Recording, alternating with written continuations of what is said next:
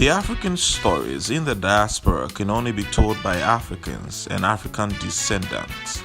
On this program, we share the experiences of Africans to educate, inform, and entertain ourselves. Diaspora Digest covers every aspect of the African, from their home culture to the new normal. Make time on this channel with someone Noi as he sails to every corner of the world to share with you the African story on Diaspora Digest. Welcome to another edition of Diaspora Digest. My name is Samuel Noi, and on this edition, I've been speaking with students around the world. Today, my guest is a student from Sudan, and he'll be telling me a little bit about Sudan and also his life experience on American soil. Welcome, Williams. So how's life been in the midst of COVID? I know COVID has really disrupted a lot of activities. How has it affected you? Because I was supposed to go back home and visit my family this year, but I couldn't do it because the country was put on lockdown and the airport, everything is shut down. And COVID is affecting me coming back home. So that's the negative. Oh, okay. So has it also affected your ambition of becoming like a sports person in campus? Yeah, that should be big because I was supposed to have a trial this year in the school team. Okay. But it was postponed due to COVID and other reasons. So that's one of the impacts of COVID. Okay. The purpose of this program is to kind of like tell the African story and also to let people know the beautiful side of Africa. Tell me a little bit about the educational system in South Sudan. Yes, so in South Sudan, it's pretty much like, it's almost the same as here because I was taught in English. That's why when I first came to the States, it was more easy for me to transition here. Okay.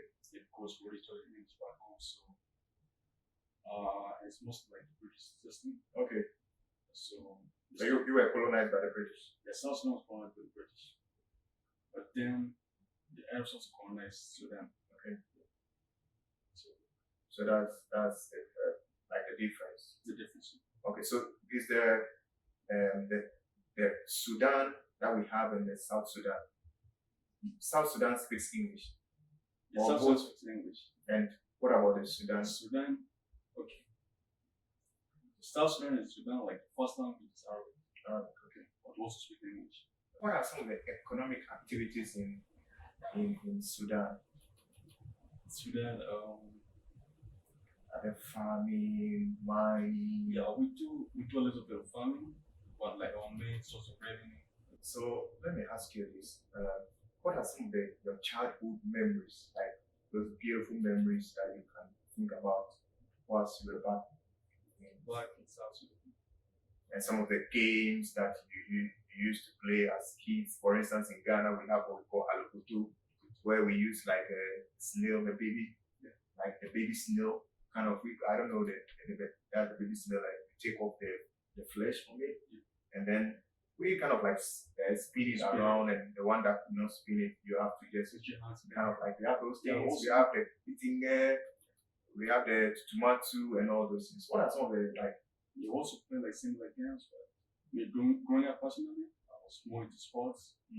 So I was spending most of my time on is it soccer or soccer, like basically athletics.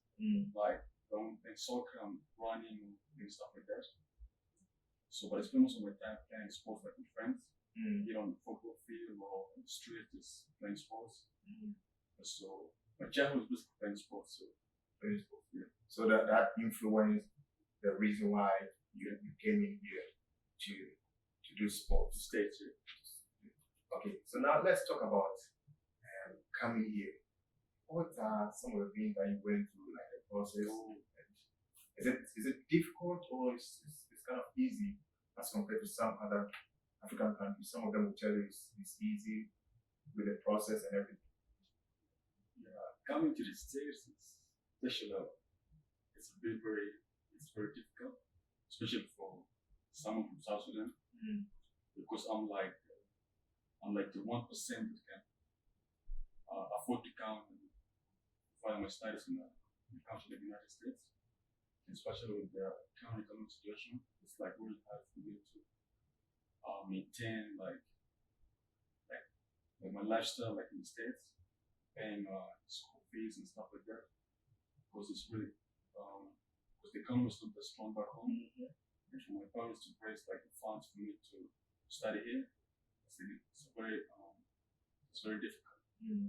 Yeah, well, I also appreciate it because I'm one of the few kids back home who gets the opportunity to come and study in the country like this. So for them, I'm grateful. Wow. Yeah. So you are into international business. Yeah. So what influenced you to choose international business? For someone who is more sports-like, I would have thought that you would have chosen a program like athletics or sports. I know schools in America have those programs, and someone who is into that path, that would have been easier route for you to integrate. Yeah, so choosing business was just a no-brainer for me because my dad is an economist. Okay. Yeah, so it also kind of influenced me like doing business and stuff like that. So I'm someone who likes business. Like I like making money. So my plan is to get a good degree here, hopefully go back home and become an entrepreneur, create opportunities for my generation. Because if you look at South Sudan, we don't have a lot of opportunities. Like the rate of unemployment is very high, and everyone depends on the government. So I feel like if we can create jobs for the citizens, we can be able to help ourselves rather than depend on the government for handouts and stuff like that. Yes, that's the plan. Wow. So let me go this way. How was the experience coming into America for the first time? The first thing, yeah. So when I came here last year, I didn't do so much research about like this state Arkansas. And my mom was scared when I came here because she thought I was too young to go to a new country and live by myself. Because all my life I was spent like living with my mom and my siblings. So she was a bit worried about me. So you are the mom's kid. I always say mom's kid. But, you are the pampered one. She always like she doesn't want you to leave her. She don't want me to leave her. Like she wants me to be like stay in the place where like she's close to me. Yeah. So coming to the States, I didn't find it too hard to transition here. Like, cause I speak English and they speak English here, so it's easy for me. But it's also cultural shock. Like it's the difference between our cultures here and our cultures back home and the American culture. It's a bit different. But with time, I'm hoping I'll adjust to it. So let me ask you this directly. Yeah. What are some of the cultural shocks that you can pinpoint and say that was the thing you experienced? I would say Americans they're more direct. Like, for example, if you walk on the streets, like people smile at you. Because you can back home, if you walk in the street, someone smiles at you, like, why smiling at me? But it doesn't mean that they're not friendly, but it's just, I don't know, it's just their way of, like the way of life. So your first encounter with an American, he smiles. Yeah, you know, like whether he knows you or I don't know. Like a random person on the street can just like wave at you or say hi, or it make you feel like a hospital. So that's the difference. And also like the food. I would say I'm used to food back home, like a lot. That's what I was about to ask you. That yeah. Have you been able to find some of your indigenous, Sudanese food here? How easy is it for you to find the food items in Walmart or Kroger or wherever? It's me personally, I don't know how to cook. Yeah, so when I came to the States, I didn't know how to cook. Maybe because you were mom's kid. Like I have a lot of siblings, like I have a lot of sisters. So they do the Yes, cooking. they did most of the cooking. So my mom would allow me to go in the kitchen. Like the only time I went to the kitchen, if I was going to get food. So I didn't get the chance to learn how to cook back home. But so after spending like almost 2 years in the States, I figured out that I need to learn how to cook so I can have a variety of how do you call it dishes I can eat. Like for example, like if I want to cook like a local dish from back home, I need to know how to cook to cook it. So I started watching YouTube videos. Like with time now, I can cook for myself. So you weren't calling your mom to ask, okay, if I want to do this, what do I add? Or what do Yeah, studying it on YouTube? I also did that, like if I want to cook like a local dish, I call my mom as well. And she gives me like tips, like what ingredients to put in the food, yeah, so stuff like that. So I think coming to the US has really brought out something new in you, giving you that experience to learn how to cook on your own. Yeah. Because a lot of the time people are in their own comfort zone, but as soon as they are kind of challenged a little bit, they begin to do things that they might not even know that they have that capacity to do. Yeah, that's what I like about studying in a different country. Like it makes you more mature, it makes you more independent. So before I came to the States, I wasn't like I would say I depend mostly on my parents, like for making decisions, stuff like that. But I'm a young adult right now, so I'm starting to make like those myself. So I feel like it's made me more mature as a person. So that's one of the things I appreciate about being in a foreign country and living by yourself, because you get to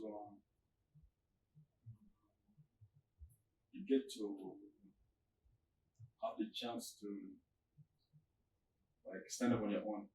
So I like working.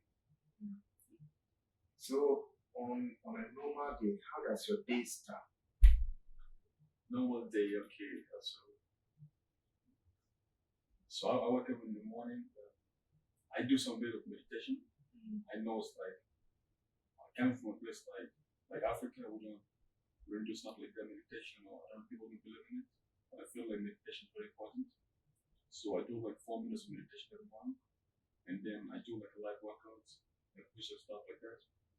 And then I have like a plan. I plan my day, like what I want to do, whether it's gym, class schedule, stuff like that, just to stay in place. So do you go to the gym every day? I work out like 3 times a week, like every other day, just to maintain my fitness level. I feel like being fit is very important, and it's very underestimated as well, especially for university students. We tend to put a lot, like most of our focus on goals and forget to take care of ourselves. So I feel like most students should, if they want to live a healthier lifestyle, they should focus on the fitness and nutrition, stuff like that. I think it's also kind of like influences your mental capacity. Because you should physically feel like you have how do I say it, you live a healthier lifestyle and you approach everything with a good mentality. So I feel like that helps us well. So what about the course? How is the course coming up? Your program? So Challenges? So my freshman year, the courses were very easy. Like, yeah, they were very easy. So now I'm studying my sophomore year. Things are beginning to get harder like time. But all I just do it like it's all about like managing your time and having your priorities right. So I'll be fine. Yeah. So like you taking how many courses this semester? This semester I'm taking 18 hours, which is a bit 18 hours. Yeah, it's a bit stressful for me. But like I said, I have a planner, so if you have a planner, you know when you're supposed to do something, like it helps to make decisions. So I'm someone who procrastinates sometimes. Wow. So having a planner helps. From the African students or the African friends that you have, Are there other nationals that are your friends? Yeah, I've met, I have a lot of international friends and also friends from locally from here, like Americans. I've mostly met them like playing basketball. So basketball has maybe it's introduced me to a lot of people. I get to meet people from different race, different backgrounds, and I feel like that's important for me. Like I get to have a better understanding about different individuals from different backgrounds. So I feel like that's very good. Has there been a moment or a point where you had like communication challenges with some of these nationals, especially when you come from Africa, like you speak, and some of them like maybe they don't really understand what you're saying. They have to Yeah, sometimes when I came here last year, I had a problem like understanding. I didn't have a problem understanding my faces, but I would say they had a little problem understanding my accent because back home we speak a little different compared to how Americans speak here. But I feel like with time, You're adapting. I'm adapting, I'm adjusting. Like I feel like right now I can speak in a way that they'll be able to understand me better. Yeah, so I feel like it's all with time, and with time I'll get used to the surrounding. Yeah. Do you think that sometimes people from Africa are under pressure to kind of like tune their accent to that of the American, where people go like, okay, you just came to America and it begins to speak like an American? Yeah, I feel like it's definitely coming from Africa, like we have like a thick accent compared to the Americans who speak like very light. So in order for us to have a good conversation with a local person from here, we need to adjust our accent to the way they speak in order for them to understand as well. So when people from back home see us that we starting to change our accent, it's not like forgetting our background. But it's not like deliberate. It's not deliberate. It's just we have to do it like because we're trying to like to make it easy for communication. Yeah. For them to understand you, as well as you to also understand them as well. Yeah. So it's very important. So what do you do for leisure when you are not doing anything, when the books are not, you know? Yeah. So for leisure time, I like music. I listen to music like a lot every day. Sudanese music? When it comes to music, my choice of music is very flexible.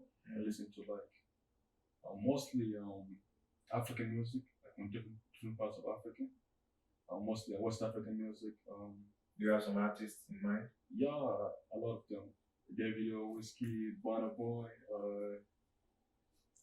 just to name a few. I also listen to Southern African music. I'm a pianist. Like before I came to the States, I didn't know much about it. So I got to meet some people from Southern Africa, and they introduced me to the music. So I feel like I missed out on it back home, but now I find that it's very interesting and it's something you can vibe to. Yeah. Do you have some of these artists, the type of artists back home, like people who do rap, people who do all those genres? Back home, yeah, we have a lot of talented artists back home. I would say Africa in general is very talented. We do different genres of music. There's rap, R&B, Afrobeat. Yeah, so we do different type, a whole variety of music as well. I feel like African music started to get to the international level. It started to get like the recognition that it deserves. Like, for example, in the States here, if you go like, for example, go to parties, you find that they're starting to play a lot of African music, which makes you feel like for me, I'm an African, to go to a party like in the USA, and they find that they listen to African music, they're like, oh, they appreciate like our music as well. So it makes me feel important.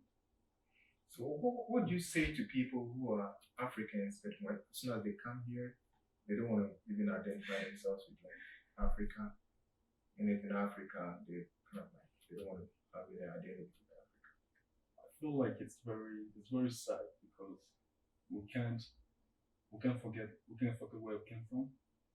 I think that's mainly because of the way the media portrays Africa.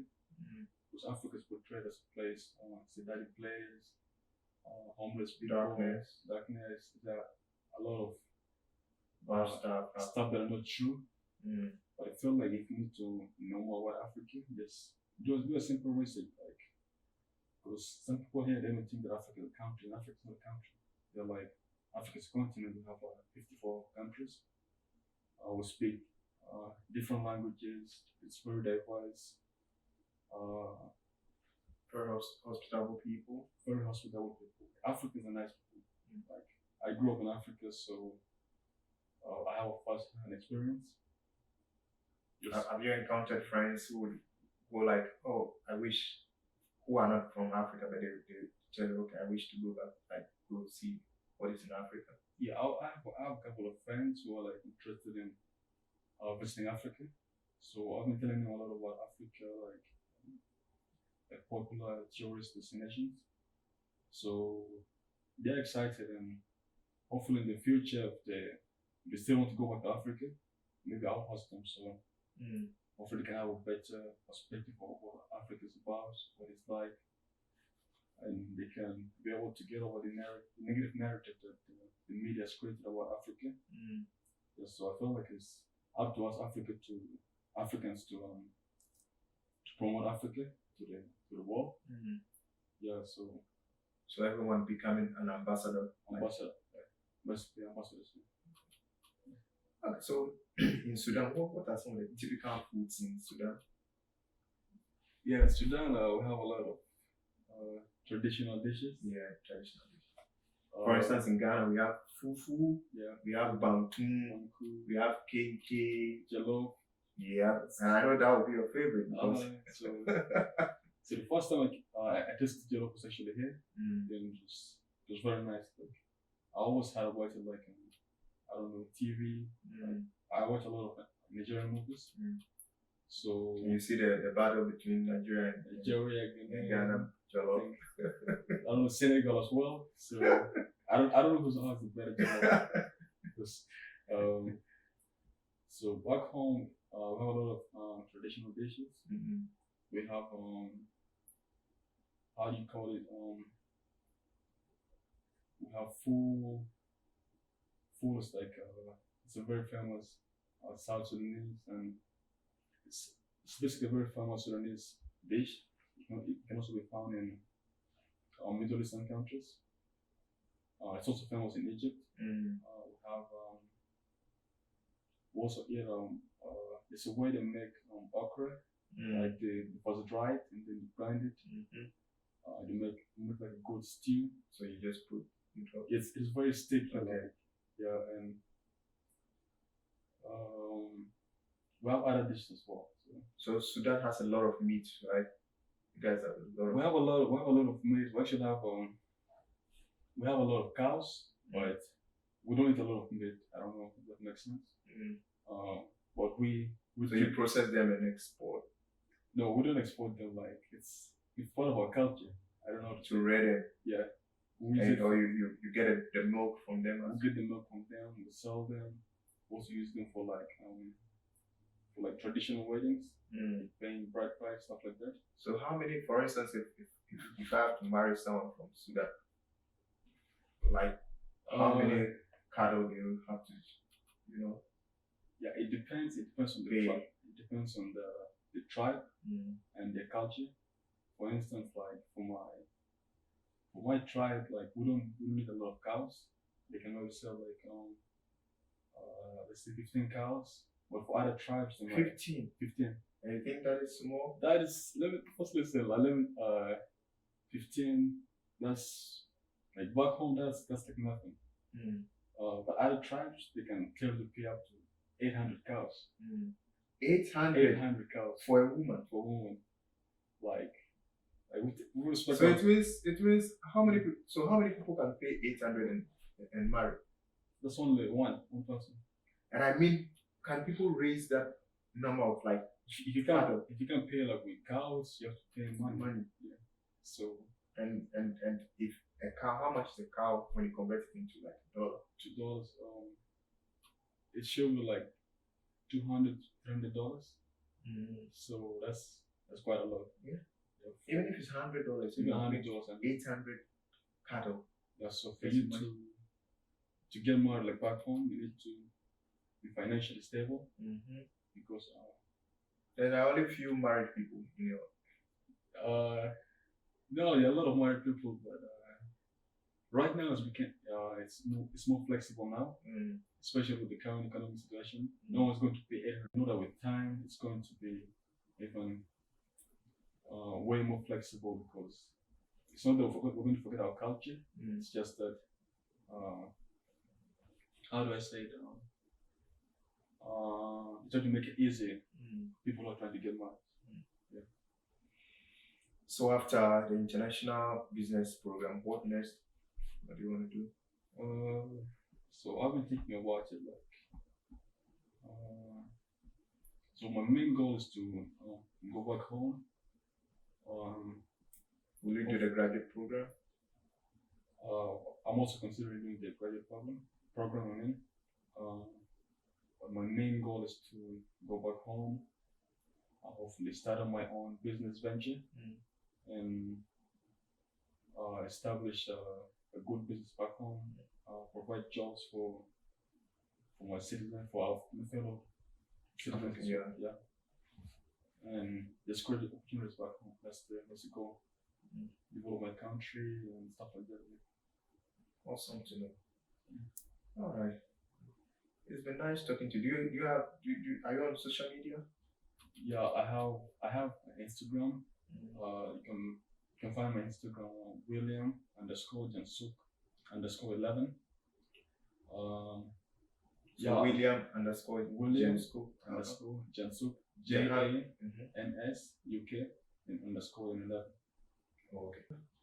Yeah, I have Instagram. You can find my Instagram on William_Jansuk_11. William_Jansuk JANSUK_11. Okay. Yeah. And any other ones or the Instagram? Yeah, I have Instagram, I have Snapchat, but Snapchat's more private. Yeah, well, I'll just put the Instagram. Okay. Yeah. So the Instagram looks more professional. Instagram, yeah, it's more. Yeah, because I've been talking to other people and like the Instagram, but TikTok, they do crazy stuff there, so they don't. I feel like Instagram's more reliable. Yeah. It's been nice talking to you.